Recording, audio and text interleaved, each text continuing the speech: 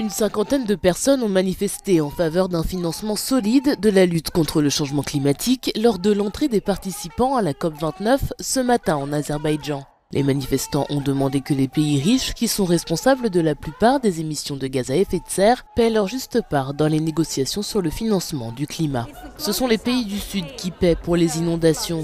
Ils paient pour les sécheresses, ce sont les pays du Sud qui paient pour l'élévation du niveau des mers. Ils essaient également de payer pour s'adapter aux impacts futurs. Et en plus de cela, ils sont censés payer pour atténuer les effets, pour essayer d'adopter des énergies et des technologies vertes et de réduire les émissions. Ils ne peuvent pas le faire parce qu'ils croulent sous les dettes.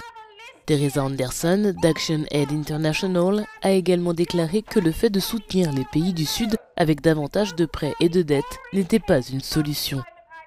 Il est très important que les pays riches cessent d'essayer de soutenir les pays du Sud en leur accordant encore plus de prêts ou d'investissements privés et en prétendant qu'il s'agit d'une forme de financement de la lutte contre le changement climatique. C'est de la foutaise. Les pays du Sud croulent déjà sous les dettes en raison de la crise climatique. Leur accorder encore plus de prêts va rendre impossible toute action et est profondément injuste. Des experts dénoncent le colonialisme climatique pour qualifier les entreprises et les gouvernements du Nord qui ont exporté leurs usines dans les pays du Sud au fil des années en contribuant notamment à la déforestation et à une agriculture non durable.